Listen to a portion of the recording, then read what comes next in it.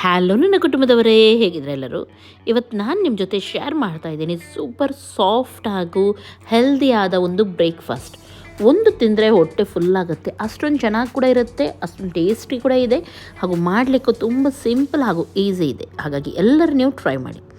ಇದಕ್ಕೆ ಬೇಕು ಗೋಧಿ ಹಿಟ್ಟು. ನಾನಿಲ್ಲಿ 2 ಕಪ್ಪಷ್ಟು ಗೋಧಿ ಹಿಟ್ಟನ್ನು ಹಾಕಿದ್ದೀನಿ. ನಾರ್ಮಲಾಗಿ ಚಪಾತಿ ಎಲ್ಲ ಮಾಡ್ತೀವಿ ನೋಡಿ, ಸೇಮ್ ಅದೇ ರೀತಿ ಹಿಟ್ಟನ್ನು ಕಲಿಸ್ಲಿಕ್ಕೆ ನಮಗೆ. ಇಲ್ಲಿ ನಾನು ಸ್ವಲ್ಪ ಉಪ್ಪನ್ನು ಸೇರಿಸಿದ್ದೀನಿ, ಹಾಗೂ 1 ಚಮಚದಷ್ಟು ಎಣ್ಣೆಯನ್ನು ಹಾಕ್ತಾ ಇದ್ದೀನಿ, ಹಾಗೂ ಸ್ವಲ್ಪನೇ ನೀರನ್ನು ಹಾಕಿ ನಾನಿಲ್ಲಿ ಹಿಟ್ಟನ್ನು ಕಲಿಸ್ತಾ ಇದ್ದೀನಿ. ಸ್ವಲ್ಪ ಟೈಟ್ ಇರಲಿ, ತುಂಬ ಸಾಫ್ಟಾಗಿ ನೀವು ಕಲಿಸ್ಲಿಕ್ಕೆ ಹೋಗಬೇಡಿ, ಕಷ್ಟ ಆಗುತ್ತೆ ನೋಡಿ. ಸ್ವಲ್ಪ ಟೈಟಾದ ಡೋ ಇಲ್ಲಿ ನಾನು ಕಲಿಸಿದ್ದೀನಿ. ಇವಾಗ ಇದಕ್ಕೆ ಕೈಯಿಂದ ಸ್ವಲ್ಪ ಮೇಲೆ ಎಣ್ಣೆಯನ್ನು ಹಾಕಿ ಇದನ್ನು ಹಾಗೆಯೇ ಮುಚ್ಚಿಡ್ತೀನಿ ಸ್ವಲ್ಪ ಹೊತ್ತು.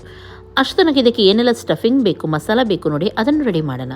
ಒಂದು ಕಡಾಯಿ ತಗೊಳ್ಳಿ, ಅದರಲ್ಲಿ 1.5 ಟೇಬಲ್ ಸ್ಪೂನ್ ಅಷ್ಟು ಎಣ್ಣೆ ಹಾಕಿದ್ದೀನಿ. 3 ಸಣ್ಣದಾಗಿ ಹೆಚ್ಚಿದ ಸಣ್ಣ ಈರುಳ್ಳಿಯನ್ನು ಹಾಕಿದ್ದೀನಿ.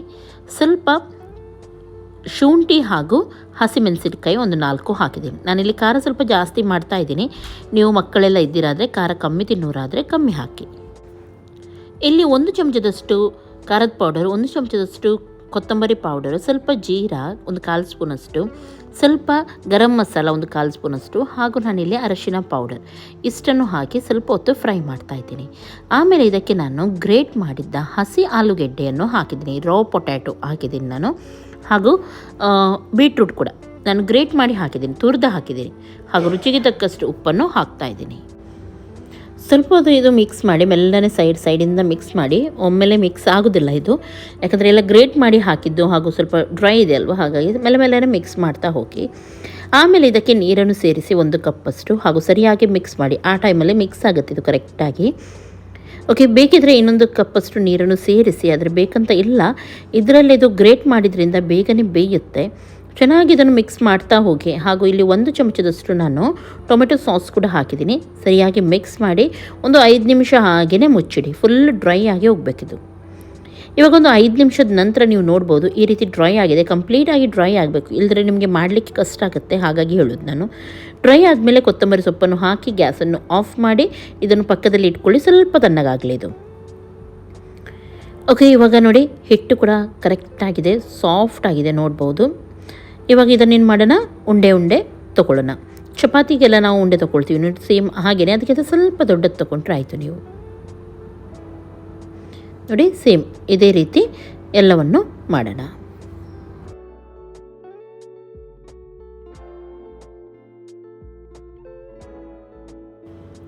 ಚಪಾತಿದು ಎಷ್ಟು ಉಂಡೆ ತೊಗೊಂಡಿದ್ದೀವಿ ಅಷ್ಟೇ ನಾನು ಮಸಾಲದ ಉಂಡೆ ಕೂಡ ತೊಗೊಳ್ತಾ ಇದ್ದೀನಿ. ಸ್ವಲ್ಪ ಸಣ್ಣದಾಗಿ ತೊಗೊಂಡ್ರೆ ಆಯಿತು. ಸರಿಯಾಗಿ ಮಿಕ್ಸ್ ಮಾಡಿ ಇವಾಗ ನೋಡಿ ಈ ರೀತಿ ಉಂಡೆ ಮಾಡಿಕೊಂಡು ಪಕ್ಕದಲ್ಲಿ ಇಟ್ಕೊಳ್ಳಿ. ಆವಾಗ ನಿಮಗೆ ಮಾಡಲಿಕ್ಕೆ ಈಸಿ ಆಗುತ್ತೆ, ಬೇಗನೂ ಆಗುತ್ತೆ. ಓಕೆ, ಎಲ್ಲವನ್ನು ಇದೇ ರೀತಿ ಮಾಡಿ ಇಟ್ಕೊಳ್ಳೋಣ. ಇವಾಗ ಒಂದು ಚಪಾತಿ ಹಿಟ್ಟು ತಗೊಂಡು ಸ್ವಲ್ಪ ನಾನು ಜಾಸ್ತಿ ಇದು ಹಾಕಿಬಿಡಿ, ಒಣ ಹಿಟ್ಟು ಹಾಕಿಬಿಡಿ ಇವಾಗ ಸ್ಟಫಿಂಗ್ ಇಡೋದಕ್ಕಿಂತ ಮೊದಲು, ಯಾಕೆಂದರೆ ಮತ್ತೆ ಒಂದಕ್ಕೊಂದದು ಸರಿಯಾಗಿ ಅಂದರೆ ನೀವು ಜಾಯಿಂಟ್ ಮಾಡುವಾಗ ಅಂಟುದಿಲ್ಲ, ಹಾಗಾಗಿ ಇದು ಒಣ ಹಿಟ್ಟು ಜಾಸ್ತಿ ಹಾಕಿಬಿಡಿ. ನೋಡಿ ಈ ರೀತಿ ರೌಂಡ್ ತಗೊಂಡು ಇದರೊಳಗೆ ಮಸಾಲವನ್ನು ಹಾಕಿ ಮೆಲ್ಲನೆ ಈ ರೀತಿ ಮುಚ್ಚಿಬಿಡಿ. ಒಣ ಹಿಟ್ಟು ಹಾಕಿದರೆ ಅಲ್ಲಿ ಜಾಸ್ತಿ ಅಂಟಿಕೊಳ್ಳೋದಿಲ್ಲ ಇದು ನೋಡಿ, ಹೀಗೆ ಮುಚ್ಚಲ್ಲ, ಅದಕ್ಕೆ ನಾನು ಹೇಳಿದ್ದು. ಇದೇ ರೀತಿ ಮಾಡಿ ಎಲ್ಲವನ್ನು ಫಸ್ಟಿಗೆ ಇಟ್ಕೊಳ್ಳಿ, ಆವಾಗ ನಿಮಗೆ ಸುಲಭ ಆಗುತ್ತೆ ಒಂದೊಂದೇ ಲಟ್ಟಿಸಿ ಫ್ರೈ ಮಾಡಲಿಕ್ಕೆ. ನೋಡಿ ಇದೇ ರೀತಿ ಎಲ್ಲವನ್ನು ಕೂಡ ಮಾಡಿ ರೆಡಿ ಮಾಡಿ ಇಟ್ಕೊಳ್ಳಿ. ತುಂಬ ಸಿಂಪಲ್ ಇದೆ ನೋಡ್ಬೋದು. ಸೈಡಿಂದ ನೀವು ಇದನ್ನು ಅಗಲ ಮಾಡಬೇಕು, ಮಧ್ಯದಲ್ಲಿ ತುಳು ಮಾಡಲಿಕ್ಕೆ ಹೋಗಬೇಡಿ. ಈ ರೀತಿ ಮಾಡ್ತಾ ಹೋಗಿ. ಹೋಳಿಗೆಲ್ಲ ಮಾಡುವಾಗ ಹೂರಣ ಎಲ್ಲ ಯಾವ ರೀತಿ ತುಂಬಿಸ್ತೀವಿ, ಅಥವಾ ನಾವು ಆಲೂ ಪರೋಟ ಎಲ್ಲ ಮಾಡುವಾಗ ಮಾಡ್ತೀವಿ ನೋಡಿ, ಸೇಮ್ ಅದೇ ರೀತಿ. ಓಕೆ ನೋಡಿ, ಹೀಗೆಯೇ ನಾನು ಫಸ್ಟಿಗೆ ಎಲ್ಲವನ್ನು ಕೂಡ ಮಾಡಿ ರೆಡಿ ಮಾಡಿ ಇಟ್ಕೊಳ್ತೇನೆ. ಆಮೇಲೆ ಬಿಸಿಯಾಗಿ ಒಂದೊಂದೇ ಫ್ರೈ ಮಾಡಿ ಕೊಟ್ಟರೆ ಆಯಿತು. ಇವಾಗ ಒಣ ಹಿಟ್ಟನ್ನು ಹಾಕಿ ಮೆಲ್ಲನೆ ಲಟ್ಟಿಸ್ತಾ ಹೋಗಿ. ಫಸ್ಟಿಗೆ ಕೈಯಿಂದ ಎಲ್ಲ ಕಡೆ ನಾನು ಈ ರೀತಿ ಸ್ಪ್ರೆಡ್ ಮಾಡ್ತಾ ಇದ್ದೀನಿ, ಎಲ್ಲ ಕಡೆ ಹೂರಣ ಕರೆಕ್ಟಾಗಿ ಹೋಗಲಿ ಅಂತೇಳಿ. ಹಾಗೂ ಅದರೊಳಗೆ ಸ್ವಲ್ಪ ಗಾಳಿ ತುಂಬಿರುತ್ತೆ, ನಾವು ಹೀಗೆ ಲಟ್ಟಿಸುವಾಗ ಅದು ಕ್ರ್ಯಾಕ್ ಆಗುತ್ತೆ, ಹಾಗಾಗಿ ಮೆಲ್ಲ ಕೈಯಿಂದ ನೀವು ಟ್ಯಾಪ್ ಮಾಡಿ ಆಮೇಲೆ ನೋಡಿ ಲಟ್ಟಿಸ್ತಾ ಹೋದರೆ ಆಯಿತು. ಮೆಲ್ಲನೆ ನೋಡಿ ಹೀಗೆ.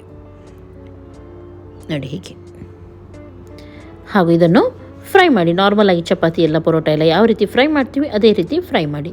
ಒಂದು ಸೈಡ್ ಫ್ರೈ ಆಗಿದೆ, ಟರ್ನ್ ಮಾಡಿ ಅದಕ್ಕೆ ಸ್ವಲ್ಪ ಎಣ್ಣೆ, ತುಪ್ಪ ಅಥವಾ ಬೆಣ್ಣೆ ಯಾವುದು ಕೂಡ ನೀವು ಇಲ್ಲಿ ಹಾಕ್ಬೋದು. ಹಾಕಿ ಮತ್ತು ಇನ್ನೊಂದು ಸೈಡ್ ಕಡಕ್ಕಾಗಿ 2 ಸೈಡ್ ಕೂಡ ಒಳ್ಳೆ ರೀತಿ ಇದನ್ನು ಫ್ರೈ ಮಾಡಿ ಸೈಡಿಂದ.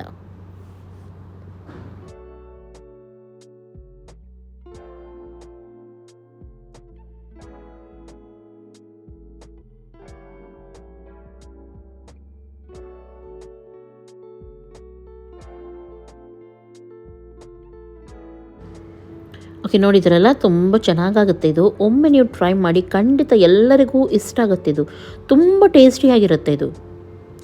ನೋಡಿ, ಇದೇ ರೀತಿ ಎಲ್ಲವನ್ನು ಕೂಡ ಇವಾಗ ನಾವು ಫ್ರೈ ಮಾಡ್ತಾನೆ ಹೋಗೋಣ.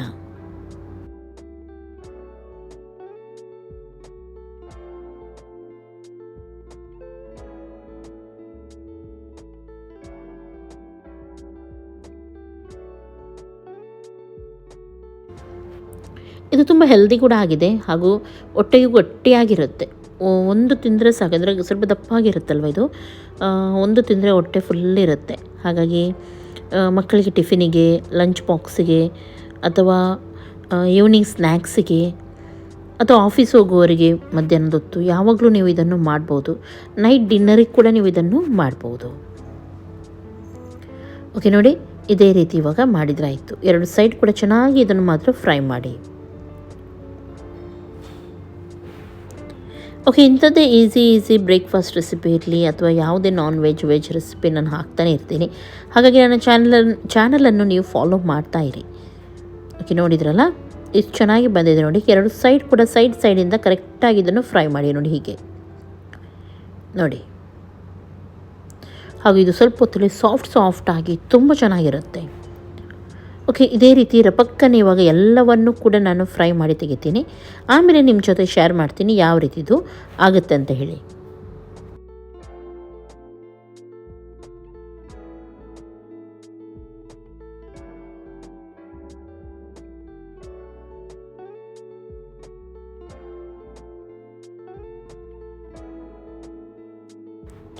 ಓಕೆ, ಇವಾಗ ನೋಡಿ ಎಲ್ಲವನ್ನು ನಾನು ಫ್ರೈ ಮಾಡಿದ್ದೀನಿ, ಎಲ್ಲ ರೆಡಿಯಾಗಿದೆ. ಇಲ್ಲಿ ಟೋಟಲಾಗಿ ನಾನು ತಗೊಂಡ ಹಿಟ್ಟಲ್ಲಿ 6 ಪರೋಟ ಆಗಿದೆ. ಹಾಗೂ ಬಿಸಿ ಉಂಟು, ತುಂಬ ಕೈ ಹಾಕಲಿಕ್ಕೆ ಆಗ್ತಾಯಿಲ್ಲ. ಆದರೂ ನಾನು ಕಟ್ ಮಾಡಿ ತೋರಿಸ್ತಾ ಇದ್ದೀನಿ. ಒಳಗಡೆ ನೋಡ್ಬೋದು ಮಸಾಲ ಯಾವ ರೀತಿ ಬಂದಿದೆ ಹಾಗೂ ಎಷ್ಟೊಂದು ಸಾಫ್ಟ್ ಇದೆ. ನೋಡುವಾಗಲೇ ನಿಮಗೆ ಗೊತ್ತಾಗುತ್ತೆ. ಖಂಡಿತ ಇದನ್ನು ನೀವು ಮಾಡಿದರೆ ಯಾರು ತಿನ್ನದವರು ಕೂಡ ಪರೋಟ 2 ಗ್ಯಾರಂಟಿ ತಿಂತಾರೆ. ಇಷ್ಟ ಆಯ್ತಂದರೆ ಲೈಕ್ ಮಾಡಿ, ಶೇರ್ ಮಾಡಿ, ಸಬ್ಸ್ಕ್ರೈಬ್ ಮಾಡಿ. ಇನ್ನು ನಾಳೆ ಸಿಗ್ತೀನಿ. ಎಲ್ಲರಿಗೂ ಟೇಕ್ ಕೇರ್. ಬಾಯ್.